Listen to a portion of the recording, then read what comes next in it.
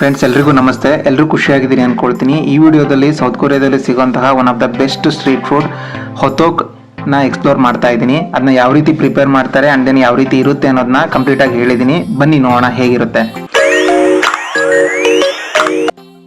Friends, ನೀವು ನೋಡ್ತಾ ಇರ್ಬೋದು, ಹೊತೋಕ್ನ ಪ್ರಿಪೇರ್ ಮಾಡಲಿಕ್ಕೆ ಮೈದಾ ಯೂಸ್ ಮಾಡ್ಕೊಳ್ತಾರೆ. ಸೊ ಮೈದಾ ಒಳಗಡೆ ಸ್ಟಫಿಂಗ್ ಮಾಡಿರ್ತಾರೆ. ಸ್ಟಫಿಂಗ್ ಮಾಡಲಿಕ್ಕೆ ಶೇಂಗಾ, ಬ್ರೌನ್ ಶುಗರ್ ಮತ್ತು ದಾಲ್ಚಿನ್ನಿನ ಯೂಸ್ ಮಾಡ್ಕೊಂಡಿರ್ತಾರೆ. ಅದು ಕಂಪ್ಲೀಟಾಗಿ ಸ್ಟಫಿಂಗ್ ಆದಮೇಲೆ ಅದನ್ನು ನೀಟಾಗಿ ಕ್ಲೋಸ್ ಮಾಡ್ತಾರೆ ಆ್ಯಂಡ್ ದೆನ್ ಹುಂಡೆ ಟೈಪ್ ಮಾಡ್ಕೊಳ್ತಾರೆ. ಸ್ಟಫಿಂಗ್ ಆದಮೇಲೆ ಅದಕ್ಕೆ ಶೇಪ್ ಕೊಡ್ತಾರೆ, ಶೇಪರ್ನ ಯೂಸ್ ಮಾಡಿಕೊಂಡು.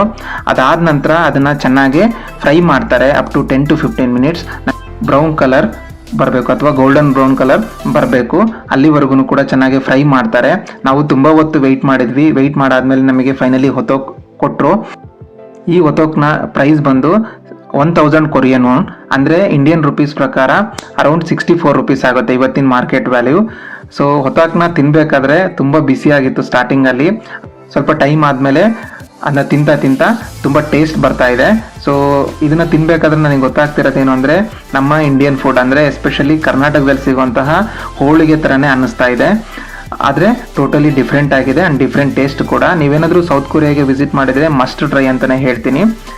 ಈ ವಿಡಿಯೋದ ಬಗ್ಗೆ ನಿಮಗೆ ಏನನ್ನಿಸ್ತು ಕಮೆಂಟ್ ಮಾಡಿ. ಇದೇ ಥರ ಕಂಟೆಂಟ್ಗೆ ಫಾಲೋ ಮಾಡ್ಕೊಳ್ಳಿ. Thank you so much. ಕಮ್ಸಮಿತಾ.